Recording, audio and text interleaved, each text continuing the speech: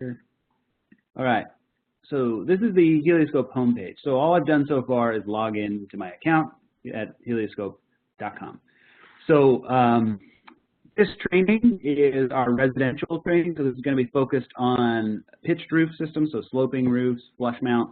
There's a lot of different names. If you're interested in flat roof systems like commercial roofs or ground mounts and things like that, I'd recommend joining our standard training. So if you click this webinars link right below the new project button, you'll see our schedule of webinars. We have an advanced training later today. We've got our standard training here, though, Thursday at 1 p.m. This is in Pacific time. If you click that link, it'll adjust to your local time.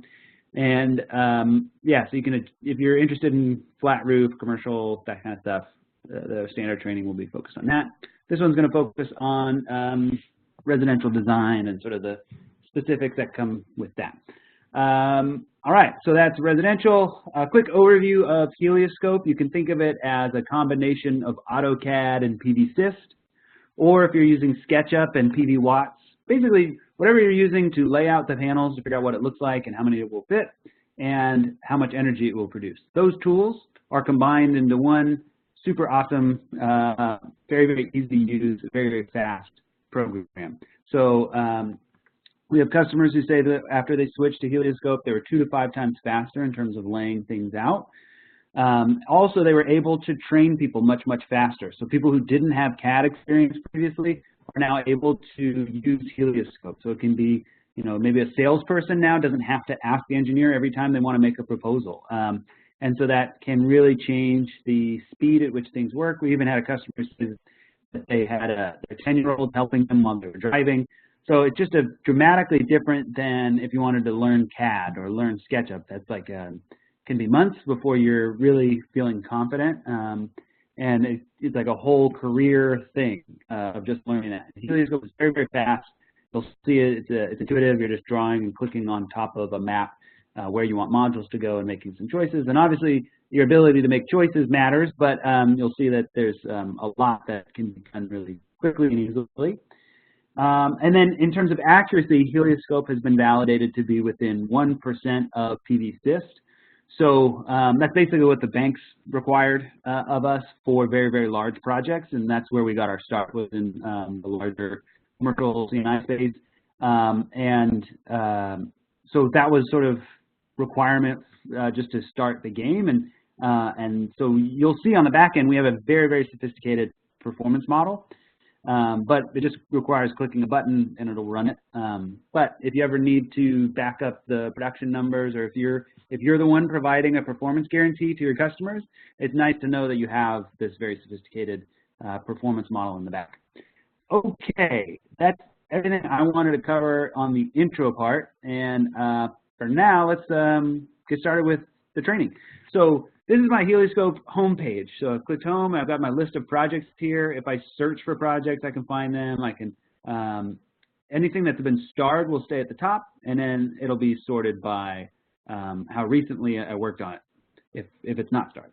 Okay, so let's get started. I'm going to click New Project, give it a name. We'll call this the Resi Demo, and then an address. So you can type in a street address. You can put in latitude and longitude. You can put in a city name and go from there. In this case, I'm just going to type in this address. Okay, so that'll pull up the address, and then I can choose the default residential profile. That's just going to preset some of the settings that I want to use in the design. So let's create a new project. It'll take me into the project page. And so inside a project, we can have multiple designs. Basically, designs are everything that you control about the site. So where the modules are going, what kind of modules, what inverters, all the things that are under your control as a designer. And then conditions is everything that you don't control about the site. So the weather, the sun, the soiling, things that are happening to the array. So we combine those two. We model them separately, and then we combine them in the report to tell you what the production of the array will be in the first year. So to get started, I'm going to create my first design. So I'll click New, and we'll call this our baseline design. You can call it whatever you want. I'm just going to go baseline for now. This will take me into the Google Map interface with HelioScope tools overlaid on top. I can switch between Google and Bing if I want. So if I prefer Bing's imagery, I can use that. We also have a direct integration with the Nearmap. So if you're in the US or Australia, the Nearmap imagery is available, so you can switch to that. Basically, they fly planes, and it's nice. It does require a subscription, but it doesn't matter what tool you're going to be using for mapping. In that, you're going to do the same thing on top of it. We also have the option to overlay. So if you click Advanced Overlays, you can upload image overlays. So you can upload an image file directly and scale it and draw on that. You can also upload KMZ files. So if you flew a drone, you could then upload and draw on top of that drone imagery. If you have a plan set for a site that hasn't been built yet, you can upload that and design on that. We have help articles on our help page that describe how to do that. So feel free to ask us questions. By the way, there's a chat tool down here. If you ever have questions while you're using HelioScope, you can chat into that program. But for now, I'm just going to get started by clicking the mechanical button. I'm going to zoom into this roof. I'm going to define where I want modules to go. So we call those field segments. Field segments because it might be on the ground, it might be on the roof. It's just defining where you want modules. So I'm just going to click, hold Shift. So you just click into each corner. And when you get to the end here, you double click. So I'm just going to double click here in that shape. The modules are going to lay out with the default settings of the profile. So you can see the tilt and that they're in portrait, the row space, and the module spacing. This has all been set by my profile. I can make changes to all of these. So if I want to set the azimuth, I can type in an azimuth automatically. I can use, or manually, I can use the up and down arrows to rotate. My favorite method here is just to right click on the midpoint of a line and hit the set to bottom edge. So if I set that as my bottom edge, the modules will slope down into that direction. So I'm going to view this design in 3D to show you what is actually happening here. So if I hold the Shift key and I click and drag my mouse up, I will view the design from the side. If I go left and right, I'll rotate. If I click the recenter view, I'll go back to top down. So then I can show you that one more time. Hold the Shift key, click and drag up to tilt my perspective, down to come back up, left and right. Okay, so this is what we defined. That's what I clicked. I right clicked here, set to bottom edge. So the modules are, this is now my bottom edge, basically my gutter, and here's my ridge now. So everything's sloping down from this ridge. So if I were to right click here and set this as my top edge, nothing's going to change because this is still the top edge, right? So I haven't changed anything. If I right clicked here and set this as my bottom edge, then we get a very different thing. So let me, so that's wrong, obviously. So I want to right click here and set that as my top edge. Rex was asking, so if I hold the Shift key and I click and drag my mouse, so that's how do you get this rotation thing? So I'm holding my mouse click down and then moving the mouse around. Okay, so there we go. Oh, I can also define the height. So I'm going to give the height here of 10 feet. So that's going to be the height to the lowest point, which is this bottom edge. So the 10 feet from here to here, and then the modules slope up from this point. So the tilt here is going to affect what that looks like. So here's a 30-degree tilt. If I change the tilt, you can see how that adjusts. If I go here, so the tilt value is going to be user entered. So you're going to estimate what the tilt is, but we will adjust the trigonometry based on that tilt. All right, let's see, anything else I want to cover? We can change the default orientation from portrait to landscape. We can change our row spacing and module spacing based on the clip size. But for now, I'm just going to recenter my view, rotate a little bit, and define where I don't want modules to go. So for example, if we go to, oh, actually, maybe I'll switch modules. So I go in here and I say LG 310. And I grab this module, you'll see that the spacing adjusts based on the exact dimensions of that module. We'll also use that module's exact physics file from the manufacturer when we simulate the energy. Some performance models will just use a generic module, but we actually use the coefficients of those modules, blah, blah, blah, nerdy stuff. All right, so keep outs, we're going to define where we don't want modules to go. So if I click this showing array, hiding array button, I can toggle the modules on and off. So that's right up here. I'm going to hide the modules. I'm going to zoom in, and just like drawing a field segment, I'm going to draw a keep out where I say this area is off limits. So I'm holding shift to get 90 degrees, double click to end the shape, and now we can see that any module that would cross the path of this keep out is being removed. I'm going to give that keep out about a ½ foot setback, so you can see there's a band around that. And I can copy that keep out around the array. So I'm going to hold the Option key on a Mac or an Alt key on a PC, and I'm just going to drag this around. And so I'm just clicking and dragging, and we get copies. Right? So that comes with setback distance on all of them. I can also define a keep out in 3 dimensions. So for this chimney, I'm going to define it in 2 dimensions first. And then, whoops, let me draw that one more time. And then double click to end that shape. Now I'm going to give that a height of 5 feet, and so you'll see a shadow grow as I increase the height. And so here we can see that's what we've defined. One thing before we finish here is if I go into edit mode, so I just click this, I can click and drag this. Let me show you where the modules are. If I click and I drag this keep out, obviously off the roof, right? Like if I just take it off the roof, for example, its height will now be relative to the ground. If I drag it so that it's halfway on the roof, it will still be on the ground. If I drag it so that it's fully on the roof, then its height will be added to the field segment. So that's just one thing to be aware of if you're drawing 3D and something falls behind a field segment or you don't understand where its height went.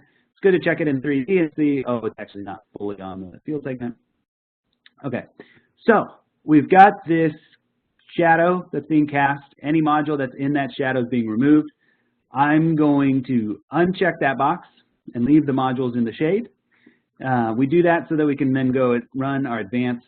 We click advanced. So you see, oh, actually, let me slow down a little bit. So this checkbox here, keep out from shade. If I check it, the modules are removed in that shade pattern. That's the shade pattern on the winter solstice from 10 a.m. to 2 p.m. I can uncheck that and leave the modules in the shade. And the reason I do that is we have this advanced shading feature which allows me to calculate how much energy each module loses due to shade. And so we get this heat map. The more shaded a module is, the more energy it loses to shade. I can use this slider to remove my worst shaded modules from the design. And what I'm saying here is that I don't want any modules in my design with more than 10% shade losses. So every module, all 6 of these modules right here exceed 10% shade losses, and every other module in the design is better than 10% shade losses. So I'm going to remove those 6, leave the unshaded or less shaded modules in the design, and there we go. So now those are 2 options for removing based on shade. I'm going to go to the keep outs tab, and I'm going to define a couple more keep outs for the ridge line setback. So I'm just going to draw a straight line across my ridge, double click to end the shape, and give that a setback of 3 feet. So 3 feet on either side of that line, height of 0. So now we've got this band.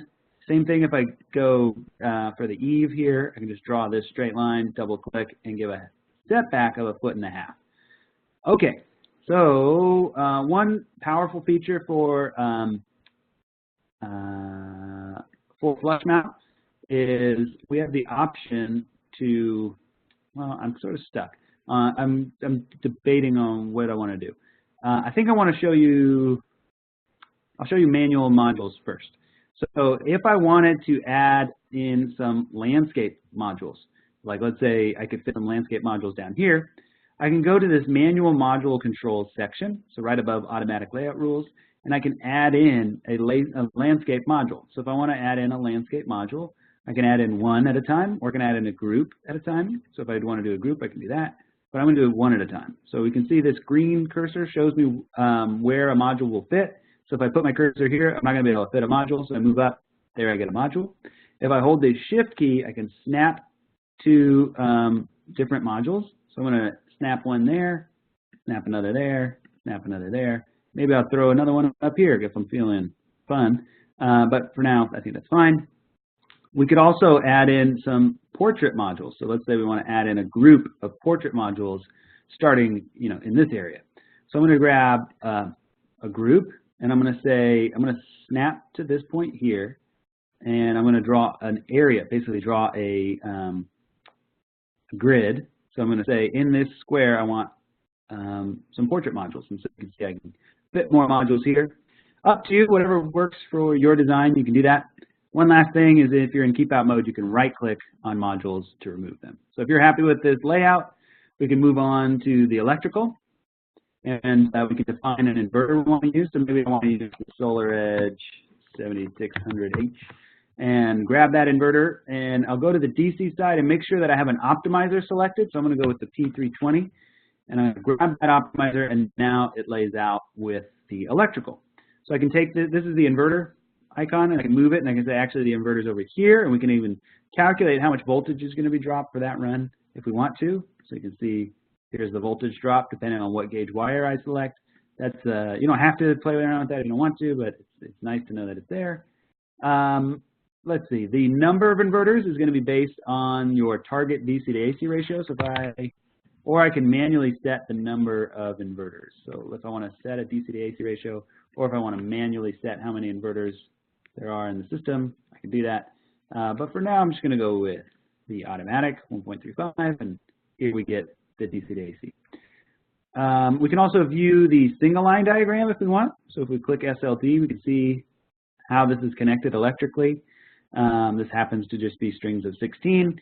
We can add combiner boxes if we wanted. We don't need them in this case, but if we wanted them, we could show that. But for now, I'm actually pretty happy with this as a starting point to start my discussion or start my designing. So what a great question. Will electrical show the length of the conduit? The answer is yes. So we're basing the length of the amount of conductors to calculate the voltage drop. So I think the easiest place to see that is if we save and exit and we click into our design, we actually get the number of strings, 3 strings, and the total distance. That includes positive and negative conductors. So we get that as well as the inverters, optimizers, and module count. That's if you click here. If we want to export the layout to DXF, we can open this in a CAD viewer. So I'm going to open up the layout here. Comes with a satellite image as a base layer. So here we can see the imagery. I'm going to turn off the imagery so we just see the CAD file. We can see they're all on separate layers. And here is our design. Let me view this in 3D. So here we've got the height of the object, the spacing in between modules. It's a fully 3D CAD file. But for now, I'm going to get out of CAD and go back to HelioScope. If we go to the Reports tab, that's where we can simulate the energy yield. So HelioScope created a condition set for us automatically using the closest weather file. If we go to the Report tab, we can go and then simulate this design in that condition. And so we can see here's the energy yield. This is kilowatt hours per kilowatt peak. We also have performance ratio and then annual. It was not unexpected. Okay, so then we have performance ratio and then energy. So we've got 24 megawatt hours. If I click into this button, it'll take me to the full report page. So this is the 2-page report. This is showing me energy analysis on top, so monthly production, where the losses are coming from, stepping through the production from the weather file all the way to what is going to hit the grid. And then we can scroll down and see the design summary we just saw. So the inverter count, wire content, and then the picture of the array. So right now, excuse me, right now this is just showing the modules. I can check this, any box. If I hit this drop down, I can check whatever boxes I want to add into the image and then click export. But for now, I'm happy with just the modules. Next up, I'm going to do a copy of this design. So it's a really powerful feature in designing in HelioScope is to say, okay, well, let's try an alternative for this customer. We're going to say, instead of starting from scratch, we're going to clone the first design. So we're going to hit this drop down, take the baseline case, and say second root. And then this is going to open up the exact copy that we just did. And now all we're going to do is add a second root. So let's say I want to throw on some modules here. So I'm going to grab I'm going to go to the mechanical section. If I'm in a field segment, I don't have the option to add another one. So I'll just click back to list or click mechanical again, and we can do new. So now I can add a field segment here. Let's draw this like this. Hold shift to get 90 degrees. Actually, 45-degree angles as well are an option. And I didn't do a good job. Let me try that again. If you press escape, you can start over. So that's a good thing to know. Here we go. That looks pretty good. Double click to end the shape. Okay, so now this roof is a little bit different, right? So we don't have a gutter, right? We don't have a gutter line that we can reference for our set estimate feature. So I'm going to right click on the ridge line and set this as my top edge. So that's basically the use case for why that exists. Okay, so let's draw in a ridge line. And let's set that at 3 feet. Now, one feature that is pretty helpful for residential designs is what's called align to click. So aligning to click allows you to shift where modules fit within a field segment. So let's say I want to shift these modules up. I can right click here, and instead of starting from this point, I want them to start from right here. So I'm going to right click here, align modules to click, and that shifts them up. That allows me to get another module in here. I can also shift them left or right. I could say, actually, I want modules top left corner to start right here, align modules to click, and that shifts them to the left. That just happened to fit that. I didn't know that that was going to happen. Maybe we want to go in landscape. Let's check out what happens when we're in landscape, okay? So I could shift these modules over using align to click and manually move them to the right. Or I can go scroll all the way down to the bottom and use this right align. So now the modules align to the right as best as they can. And you can see that this module here isn't fitting in correctly, or like is not perfectly lined up. And that's because we have, let me go back down here and do right align. That's because we have this right align selected. And so what it's doing is it's fitting all the way as far to the right as it can without caring about what's happening in the row above. If I did grid alignment versus, so you can see now they're perfectly perpendicular and it will only lay out a module that lines up above. But with right align and with center align or with left align, it's going to fill in as best it can, regardless, it's basically going to max out the number of modules in the row, regardless of what's happening in the row above it. So here, you can see this one's here. One thing you might do is say, actually, I don't want any modules here. So let me just set my setback to 0. And I can just now adjust this like that. And basically just scoot the module over if I wanted to, if I really wanted to spend the time. Oh, not enough space. So if I wanted to do something like that, I can. I don't. I think I'm fine with it going to the left. I can also just delete that module if I don't like that. But you can see here there's a couple of different ways to play around with right align and center align. Okay, so now what I'm going to do is I'm going to go to the electrical section, and you can see that this is stringing up with this other field segment. If we don't want that, we can just click electrical, and you can see now we have wiring zones. We have both field segments in the first wiring zone. If I create a new wiring zone 2, I can take the second one, drag it over, and now it'll be isolated. And I can say, I actually want to use the solar edge 3000H, and that looks good. And so now I've got a better DC to AC ratio on this roof, and it just looks better. All right, so a little bit advanced, but figured I'd show it just because we had time. So now I'm going to save and exit, and we can go to our reports tab and simulate the energy yield of this array. Okay, so that's basically doing designs in HelioScope. So you can see this one's slightly more productive per watt because the roof we just designed was much closer to south, so we have better, like a little bit more production on those modules. So that is the sort of core to doing design in HelioScope. Those are the main features. What I wanted to cover next are basically things that you can add on top of HelioScope to get a little bit more functionality out of it. One of them is shade analysis, and the other is financial analysis. So I'm going to let you guys vote on which you would like me to spend more time on. I can do shading analysis, or I can do financial analysis. Well, I'll do both, but I just want to see what's more interesting. So you can just type into the chat tool shading or financials, and that'll be sort of a loose voting mechanism.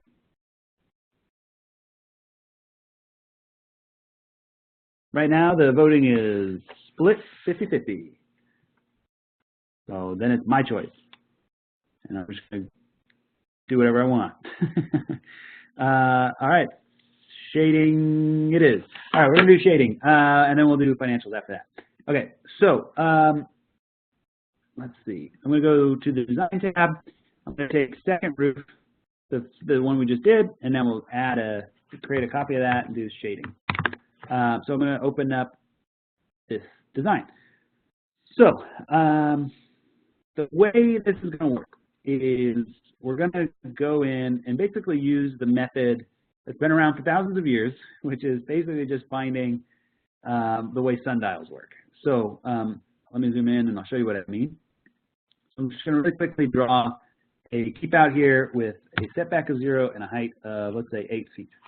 Okay, so that object is casting a shadow, and this shadow that we're seeing, that HelioScope is rendering, is the winter solstice from 10 a.m. to 2 p.m. If I click this time thing, I can actually see, okay, this is December 21st, 2018, from 10 a.m. to 2 p.m. I can make it just 10 a.m., so I can use the start time and end time, make them the same, and that's one instant in time. So here's what it would look like at 10 a.m. And what's really cool is I can use this calendar, and I can set the time to any time I want. I can change even the year. I can go back. I can go really far back, like way further back than I need to. And what I'm going to do is I'm going to set this calendar time to the date that this image was taken. And I'm going to match the shadows. I'm going to basically adjust this until the time matches and then the height of the object matches. So the way you get the date, it depends on which imagery provider you're using. So if you're using Google, they provide their imagery date in Google Earth. So if I open up Google Earth, and wouldn't you know it, I just had it loaded up. Gosh, I'm good. Okay, so this is this site in Google Earth, and it doesn't have a date. And that's because this is a composite image. If I want to look at historical imagery, I can use this date selector. So you have to have Google Earth Pro downloaded. It's a free program. You just download Google Earth, hit this historical imagery, and we can see that matches, right? So that's the same image. Google Earth in HelioScope. Google Earth, HelioScope. Google Earth says this was taken on May 10th. So then I would just use that and run with that and then design those shadows. In this case, I was using Nearmap, and wouldn't know Nearmap also provides the date. So this is July 5th, 2018. So I'm just going to do that. So I'm going to go and I'm going to say this was, take the shadow, and I'm going to set it at July 5th, 2018, but I don't know the time, so I'm just setting it at 10 a.m. So here's an 8-foot tall object at 10 a.m. Here's the actual shadow, right? So I know that the shadow, this is a later shadow, so I'm just going to move my hour forward. Boom, there's 11 a.m. Okay, 11 a.m. might be a little too late, so let's go back 15 minutes. Here's 10:45. That's pretty freaking good. If I wanted to, I can change this to 10:50. Save. That's pretty much on the money. That's close enough for this analysis. And now what I'm going to do is I'm going to set the height of this object until it matches the height that we see in the shadow. So we know it's below 10 feet, somewhere between 9 and 10 feet. So I'm going to say 10 feet just to be safe. Okay, so that object does not matter, but it's all I used it for was it's got a nice straight line, and that is helpful for getting the time. Okay, so now we've got the time, we've got everything we need. Now we just match up the shadows. So here I can see this shadow is short, so I'm going to jump this up a couple feet. Here's about 7.5 feet. And what's cool is that one thing to know is HelioScope sets the time at the height based at the midpoint. So from here to here is what we're saying is on a sloped roof. Let's recenter. Now we can start adding some trees in. We can do a tree shape. So we're in tree shape. You just set the center point and then draw to the radius. So center point to the radius. We can see that these shadows pretty much match up. That's just luck. Now I can draw other types of keep outs. So if I want to model a tree like this one, I'm going to draw its base first. And we'll just draw this out like this. Double click. Now we can add a height of, let's say, 40 feet. Okay, so that looks pretty good. So what I'm going to do for this tree, and I'm not going to do this for any other ones, I'm just going to show you that this is an option. I'm going to draw a peak on this roof. So I'm just going to make a layer cake here, and boom, there we go. We got this sort of tree like this. Now I'm going to draw for the rest of them. I'm going to go quick, and I'm just going to do tree lines. So I'm just going to draw here, and as long as I'm being fairly conservative with my placement here, I'm going to feel pretty good. Okay, now we can raise this up so that all of the shadows are covered. Because at this distance, from here to here, I'm going to just draw a keep out from here to here. That's about 112 feet. This object's 50 feet. So like the ratio here, the sun would have to be really low for this shadow. It's like not really that significant. If you're closer, maybe you want to be a little bit more specific and take a little bit more time. But for tree lines that are in the distance, you can be pretty fast. Okay, so let's go here, take that to 80 feet. That looks pretty good. Let's draw this tree over here. I'm going to do this as multiple tree shapes. Go like that. Good. Okay, and this is fine.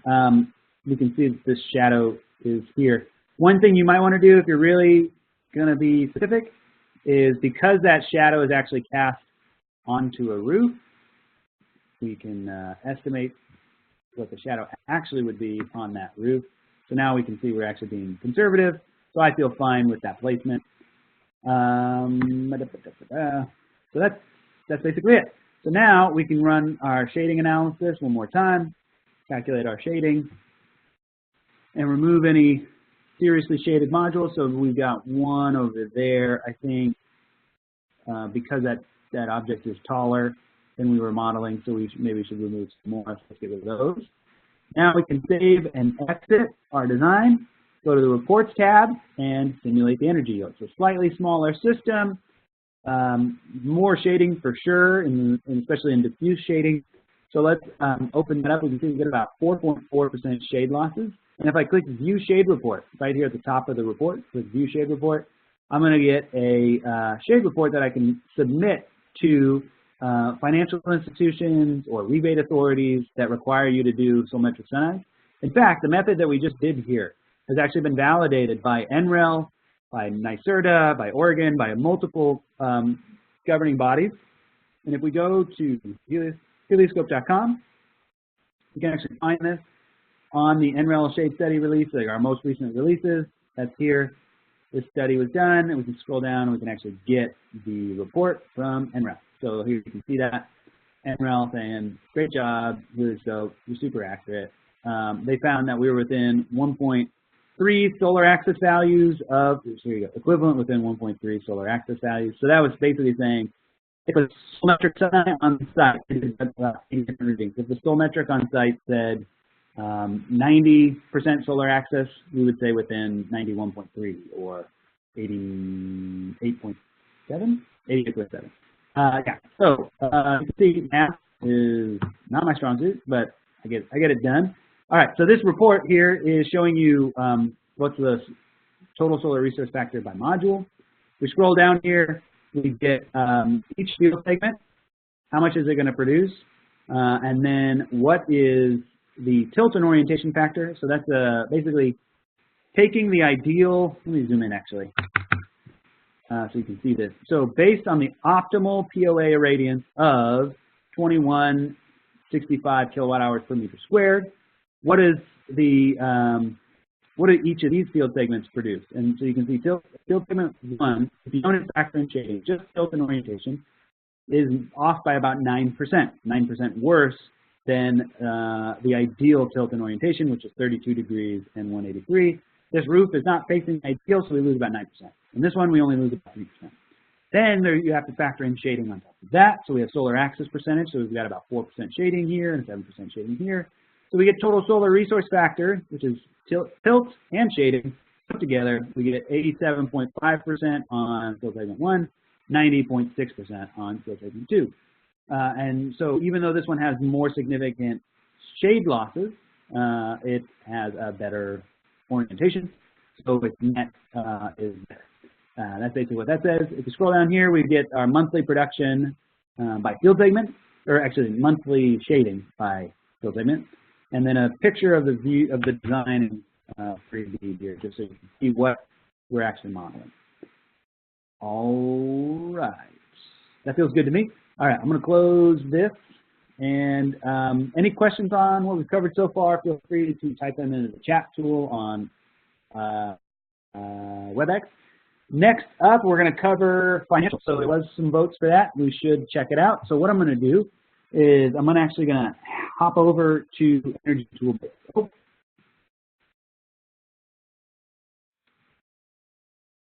So there's a question. Do you normally lay out the whole house for proposal purposes, even if other roof planes are not getting panels?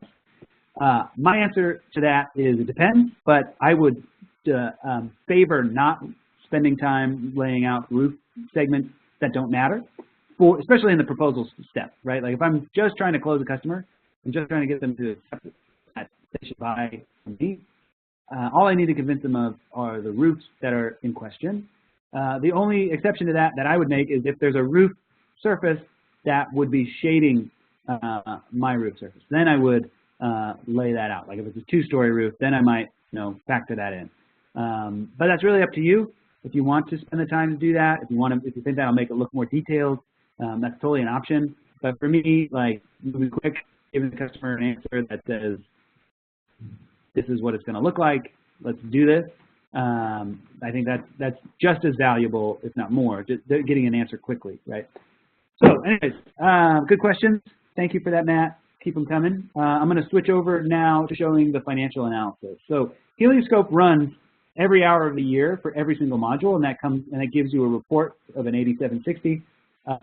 There's 8,760 hours in a year.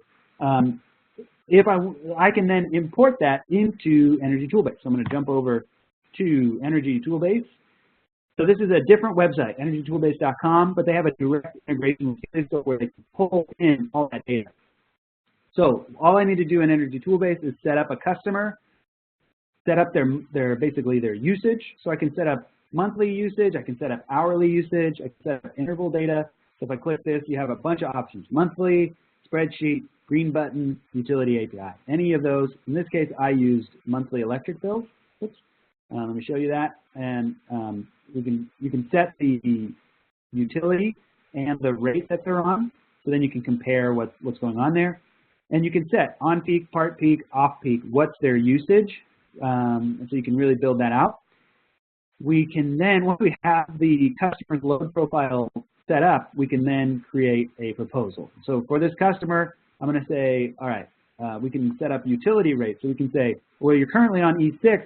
Why don't we compare that to E7 or whatever the other options are for this customer, maybe ELTOU or something like that. Then we can set up incentives. For this customer, I'm just using the federal tax credit. And then for solar PV, this is where we're going to actually pull in from HelioScope. We click Add PV System. We've got a direct integration with HelioScope. We click that button. It's going to pull up all of my projects from HelioScope, and then I just select the one that I want to bring in. So let's just load up. I have very many projects because I have access to a lot of customers share projects with me. But this will load up these projects, and then I can just select the design that I want. So here we go. This is sorted by how recently I worked on it. So we just did this Resi demo. So let me grab that. And let's use the shading one because that's our most conservative design. So I haven't ever used the LG310 in a demo before, so it doesn't know what price it wants me to use. I can set a default price for this unit. I'm just going to go with the defaults for now, but you can actually enter in what those prices are. Then once you set that in, you never have to set that price again for while you're doing these designs. So here, we get our system cost calculated, we get our system summary here. We can even optimize what system size we want to use based on sort of their usage and how much we're offsetting. So this is actually going to simulate, oh, here we go. You can see this sort of knee of where this thing starts to diminish, diminishing returns on offsetting system size. And we can sort of play around with these, this data. But for now, I'm just going to go with the system size that we designed. We can set up custom transactions. So if we want to look at cash versus loan versus TPA, we want to see how these all play out. We can add new ones or delete these. And then in documents, this is where we're going to actually see the proposal. So I'm just going to create a new document where I select a template. select what imagery I want to use. So let's grab this one. We can grab the design image that we want to use, save, and then save the design image. All right, now we can view this document. This is going to load up a full proposal. So the only thing I've changed about this template is uploading a generic logo. But you can change all these images. You can change the complete layout. Every page here is completely editable in their edit features for templates. But right now it's a title page, an intro to the company page, and then the analysis of the usage. So this basically just restates what their usage is, what's the average cost per kilowatt hour, how much what's the average rate escalation from the utility. Now we start talking about the PV system. So system cost, or system size and production versus consumption, net cost of the system after incentives, and then this is what your utility will look like after you go solar. What's the percentage offset of the bill, or you can make this bill offset, or you can make it production offset. And then how much are you paying net there? What are your savings? And then we go into financing. So we can say cash versus loan versus PPA. What are your costs up front? What are your costs over time? How long does it take to pay back? And this is a cash flow chart table. And then we can go down here, we can actually see the cash flow for every year for each of those financing options. They give high-level metrics here. So it's just a really nice proposal that you can prepare for the customer really, really quickly. Okay, so I'm going to jump back over to HelioScope, just tab over. I want to point out a couple of things in your account. If you click your name, My Account, this is where you can set your account. You can update the logo to your own logo. You can check this box and remove HelioScope's branding from the report. Whenever you create a new report, it will now have your logo there instead. Under Preferences, where you can switch from feet to meters and American wire gauge to metric. And then under Profiles is where you can define your own profile. So you saw when I started the design, I selected default residential. Well, maybe you want a different module to lay out by default. Well, you can create your own mechanical profile where you say, I want this specific module, maybe LG300, grab that one. Then you want flush mount and tilts. I want a default tilt of this, whatever it is, basically set up the mechanical profile and then load that into a private profile. So you grab your all of your settings for electrical, conditions, and mechanical. Save that project profile, give it a good name, and then save it. And then when you create a new project, you can grab it from the list. All right. So I did mention that we have this chat tool down here. If you click that, you can chat with us and say, hey, I have a question. And that will go live to our team. So you can see how fast that response rate is. That is typical. Well, Canute is, I will admit, the fastest on our team in terms of responding to people. But even as an average, our team are less than 10 seconds of our median response rate to people to start the conversation with you. So we really are live, and Canute has years of experience. If you get me, I've got 10 years of experience. You'll sometimes get Paul Grana, who's one of our founders. So you're actually getting connected to people with a lot of experience who really know the tool. It's not a script or anything like that. It's actually one of a lot of our customers' favorite features of HelioScope is this chat tool. So definitely use it if you're in the trial. Like, don't feel like you are going to be burdening us or anything like that. Definitely shoot questions at us. We want you to have a good experience. Really, the way we sell is through supporting customers and making sure that you have a good experience. We don't have like an active sales reach out thing. We just sort of make sure that the product does what you expect it to, and answer any questions you guys have.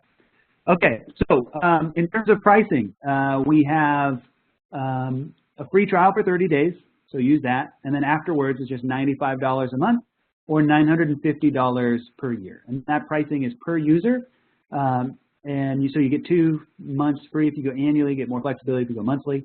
We have team discounts, so if you have 10 or more users, if you have 3 or more users, you get a 10% discount. 6 or more users, you get a 20% discount. 10 or more users, you get a 30% discount. If you have more users than that, talk to me. But but like that's basically how this works. And then anything else I wanted to mention here? I think that's it. Yeah, so basically, you know, it's a very, very easy to use tool, very, very fast, saves you a lot of money. Maybe the speed, having a faster tool will allow you to reach out to more customers, but maybe it'll allow you to take the customers the leads you already have and spend more, or basically spend time optimizing their designs, right? Maybe it's too costly to try a bunch of different options with a customer in old tools. Well, with HelioScope, it's very, very fast and easy to try. Oh, maybe I'll try solar edge on this one and compare it to a string inverter or something like that. And HelioScope has been validated to do that performance modeling at the module level. Let's see. Profile by centralized inverters versus AC modules of SunPower. Yeah, so that's definitely a way to do it. So basically, you could set up profiles based on the way that you do, like the equipment you're going to use. So you can say, for this one, I'm going to do a string inverter profile. So like when I create a project, I could have a string inverter option and a you know, solar edge option and an N-phase option or a AC panel option. The one thing to note is even if you're using like the SunPower AC modules where it's integrated with a microinverter, we're going to model those as two separate components. So we're going to have the inverter as an inverter and the panel as a panel. Even so, like we don't care about where they're mounted or how they ship to the field. We care about the fundamental physics of the fact that there's an inverter and the fact that there's a module. So you'll see them as two components inside of HelioScope, but we do have them in the database. And if you have any questions, of course, chat with us, let us know. And that's it. I'm going to wrap up here and see if there are any questions. And if not, I'll send out a recording of this webinar later this afternoon.